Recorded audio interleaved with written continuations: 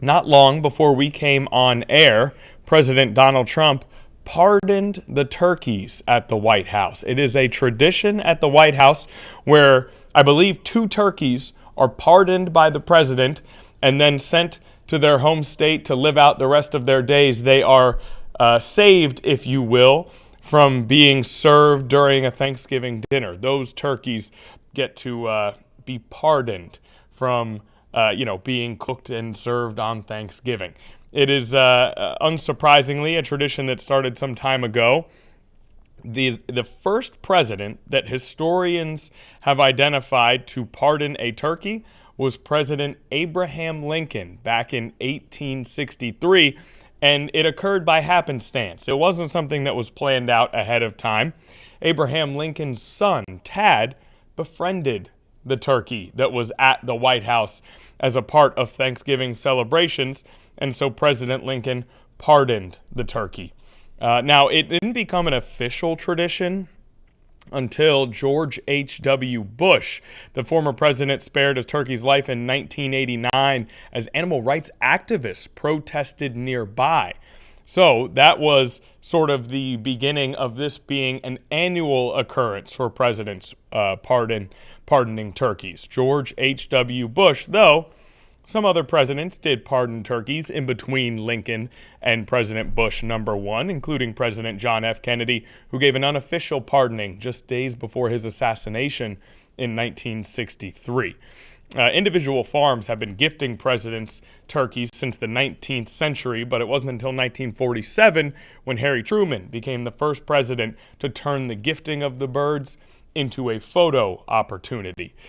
So a long history of turkeys and Thanksgiving celebrations at the White House, an on-again, off-again history of the pardoning of turkeys until George H.W. Bush, and henceforth it has become a tradition for presidents to pardon 2 turkeys. And then those turkeys are selected from a specific state. After they're pardoned, they are sent back to their state. And recently, the naming of those turkeys has become a valued part of the tradition, as people can kind of vote on a selection of names and decide what they want to name the turkeys. So sort of a slow developing new aspect of our Thanksgiving celebrations here as a society. And it was just earlier today that President Donald Trump and his wife, the First Lady Melania, took to the podium as a part of the ceremonies that ultimately led to the pardoning of the turkeys. Before we go out there, we will reveal what the names of the 2 turkeys for this year are. Naya, do you want to do the big reveal of the names of the turkeys, or do you want me to handle it? I think it's Gobble and Waddle. It is okay. Gobble and Waddle. Those were the choices. A bit of controversy here at the station. We had some coworkers who were really kind of stumping hard for some other names. Down in North Carolina, they did a state pardoning of the turkeys, and it was Crispy and Cream for their turkeys. But it's Gobble and it's Waddle for the turkeys at the White House. I do not believe that Waddle is named after Miami Dolphins wide receiver Jalen Waddle. I think it's a reference to the walking technique of the famous birds. But nonetheless, let's go out to Washington, D.C., to the White House as this Thanksgiving week continues to creep towards the official holiday.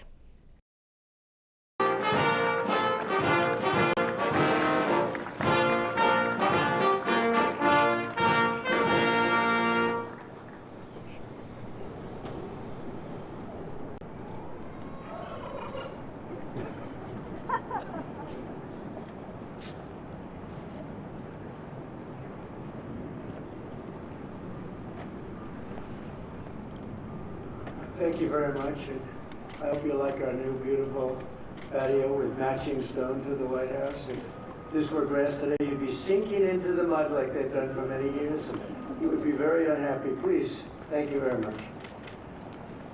This was a big day. It's a pardon day for a very important beast. On behalf of the First Lady and the entire Trump family, I want to wish all Americans a very, very happy Thanksgiving. It's a great time of the year, and our country is doing really well, economically, like we've never done before. Today, we continue a time-honored American tradition. Well, that's a well-trained turkey. See how happy he is? In a few moments, I will grant a full, absolute, and unconditional presidential pardon to two handsome Thanksgiving turkeys, and this is their lucky day. This is a lucky day for them. But before going any further, I want to make an important announcement, because you remember last year, after a thorough and very rigorous investigation by Pam Bondi and all of the people at the Department of Justice, the FBI, the CIA, the White House Counsel's Office, and the Department of Everything. We have a Department of Everything. You know what that is? I think that's called the White House. Into a terrible situation caused by a man named Sleepy Joe Biden. He used an auto pen last year for the turkey's pardon. So I have the official duty to determine, and I have determined that last year's turkey pardons are totally invalid. As are the pardons of about every other person that was pardoned other than, where's Hunter?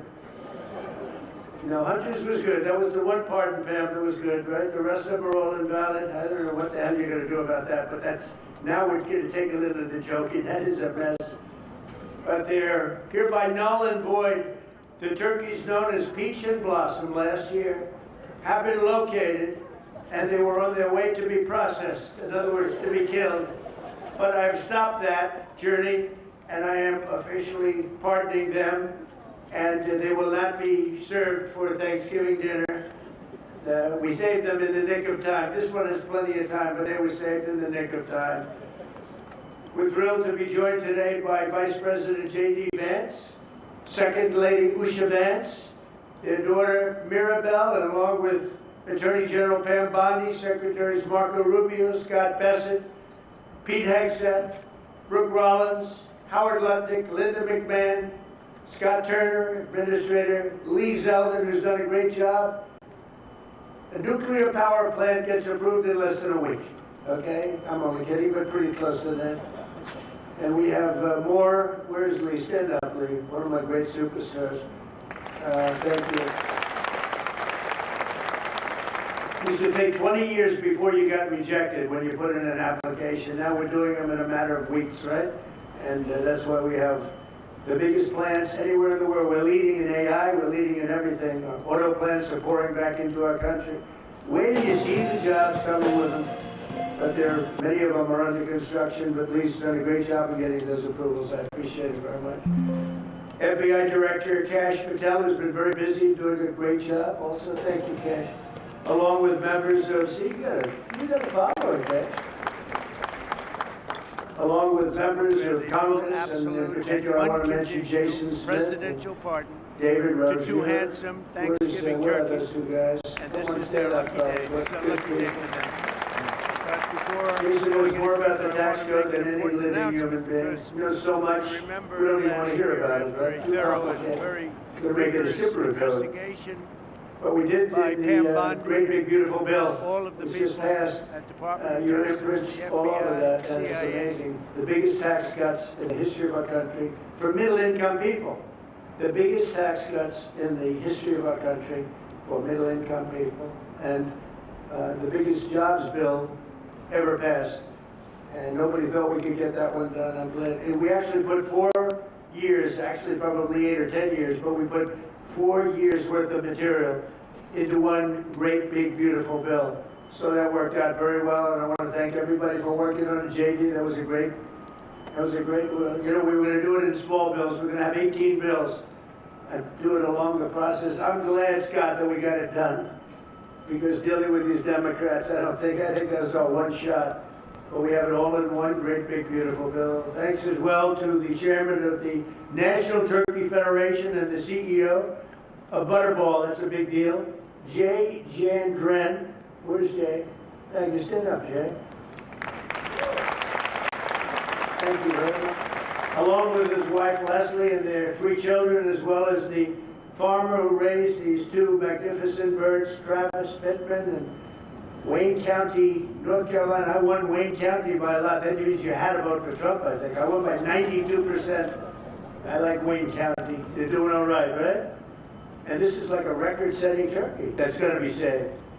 The turkeys being pardoned today go by the names of Gobble and Waddle.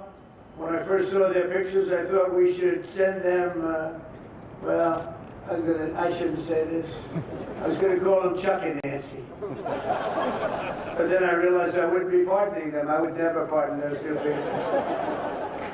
I wouldn't pardon them. I wouldn't care what Melania told me. Darling, I think it would be a nice thing to do. I won't do it, darling. These are two of the largest turkeys ever presented to an American president, over 50 pounds each. It's the largest we've ever had. And those are big turkeys. Are they as good as a normal-sized turkey? Better or as good? Do they tend to be a little fatty, maybe? No, he said no. He knows the turkey business. Anyway, despite their size, Secretary Kennedy has formally certified that these are the first ever Maha turkeys. I don't know if I agree with that. These are Maha. In other words, they could be fat, but they're still Maha. They've been fattened on a steady diet of grass, beef, to allow the smoothies and all of the other things that they've been eating for this occasion. This was a really big occasion. But they've eaten every fattening food that you can eat. We wanted to really make them special, and they really are. They're like record-setting. I've never seen a turkey that big before. Are they violent at all? Will they attack as I walk over? Because if they were, I'll stay right up here. But as you know, we're a tough-on-crime administration. We are tough on crime. You know, our border had 0 people coming in for the last 7 months, right? 0. I mean, even I find that hard to believe to be. They had millions and millions of people pour into our border, from prisons, from mental institutions, gang members, drug dealers. They poured in to our country like we were stupid people. We're not stupid people anymore. But nobody's ever seen anything. The job that they've done on the Tom Holman, Christy Noem, the whole group, the job they've done on the border is almost like a miracle. We have, and the people that make these statistics have said 0. They've said 0 for the last 7 months. It has to be like a few people got in, but they say 0. And they're radical left Democrats to do the scoring. So I can't imagine they did that for us. The truth is, we have no people coming into our country illegally. It's an amazing statistic, and I'm very proud of it.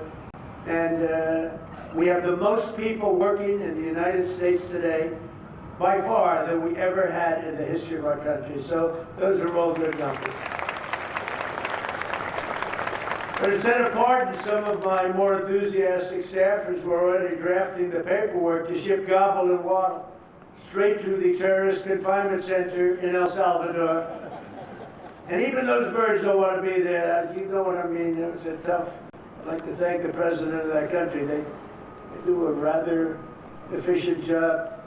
It's going to be the largest prison in history. I've never seen anything like it. And a lot of people are behaving on our streets now. You know, Washington, D.C. is considered a safe zone.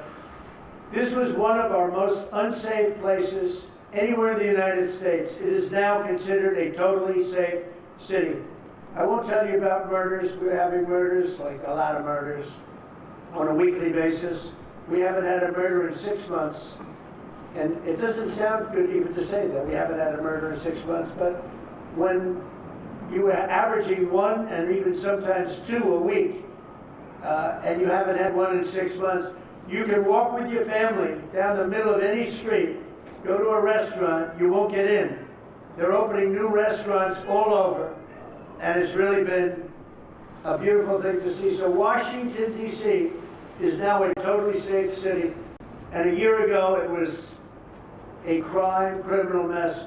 We removed, Pam, 1,700 people, career criminals, and people that came to this city from Venezuela and many other places. They were let out of prisons and they came here. There were Tren de Aragua, a lot of Tren de Aragua, that's from Venezuela. And we got them all the hell out of our country, or they're in prisons now. And you can walk down any street in Washington and you're going to be just fine. And I want to thank the National Guard. I want to thank Pete Hegseth. The job you've done here is incredible. And I hear you having the same kind of success in Memphis, Tennessee. We had an even worse situation.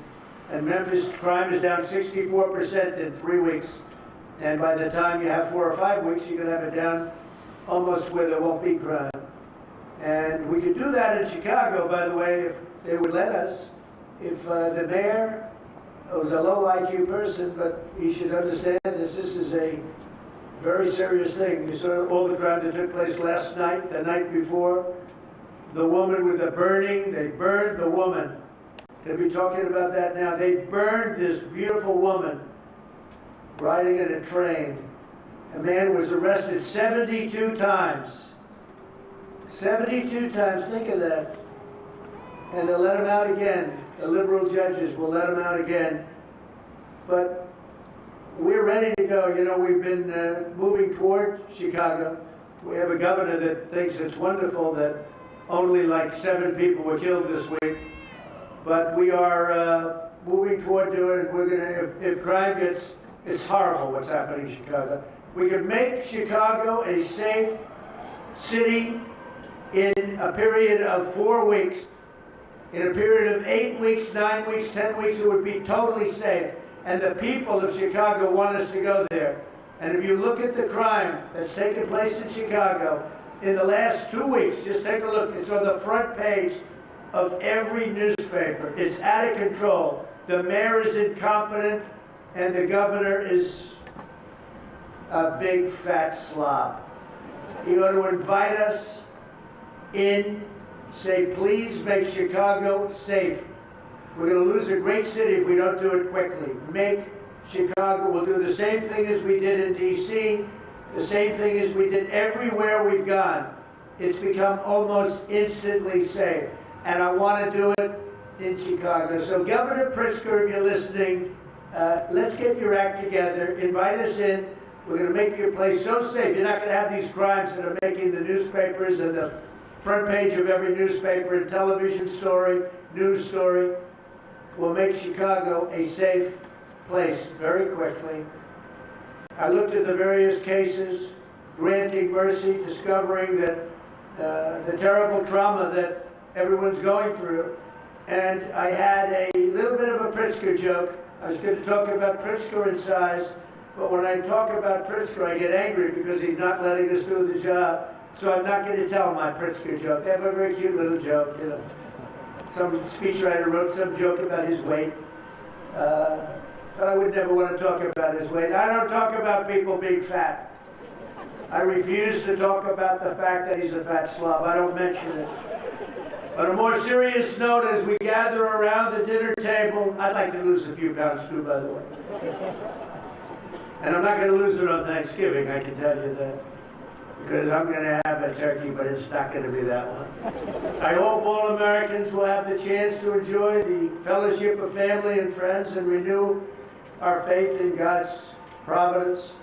1 year ago, we were a dead country 1 year ago. The King of Saudi Arabia said it to me. He said it to me actually 4 months ago when I was in Saudi Arabia, Qatar, UAE.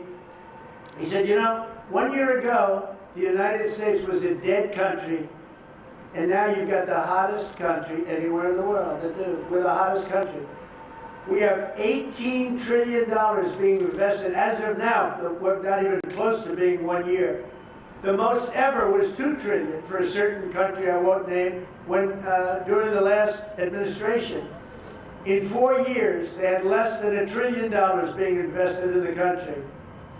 In 9 months, we have over $18 trillion. It's a number that nobody has ever even thought possible. And that's in building plants and building so many things, investments in our country. Nobody's ever seen anything like it. But we have more people working. We have more people praying. The churches are coming back. I don't know if you've been reading that story, but religion is coming back to America. Some people say, oh, why would you mention that? To me, that's a big deal.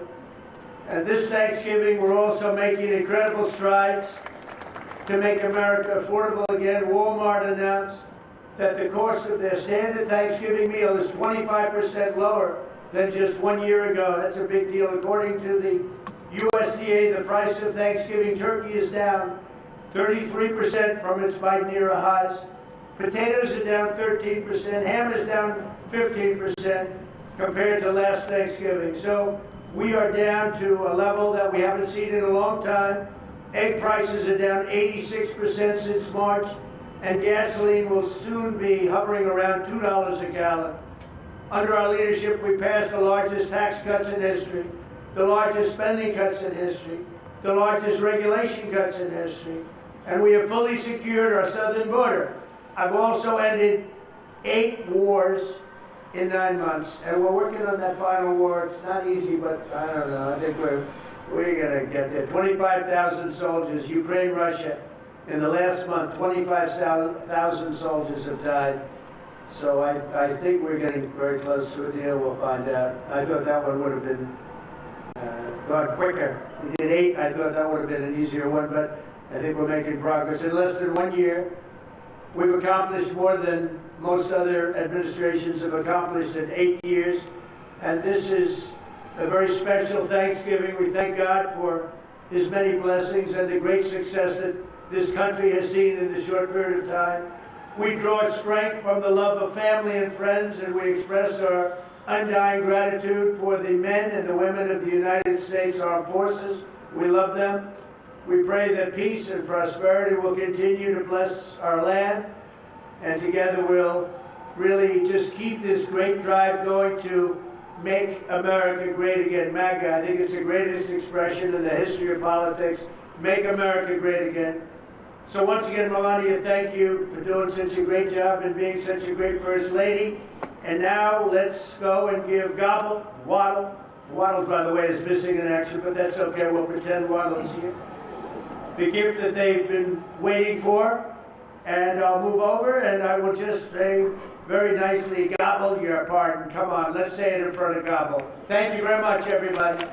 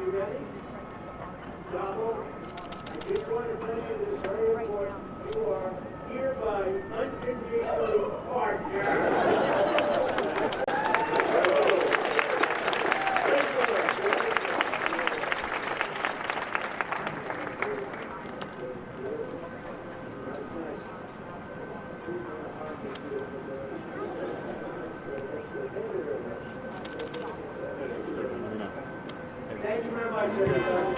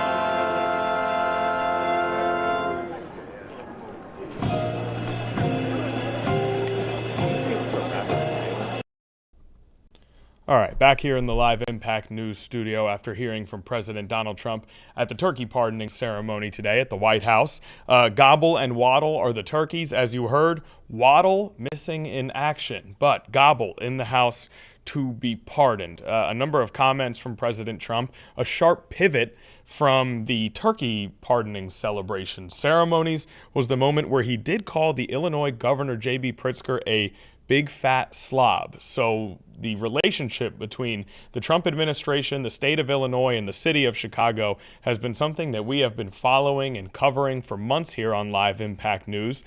There have been differences between the leadership of Chicago and the federal government over ICE agents and the National Guard being in Chicago, being in Illinois. It's something that we covered extensively in the summer and into the fall, and obviously now brought up again by President Donald Trump during his speech at the turkey pardoning at the White House. And so that relationship is something that we'll continue to monitor as well.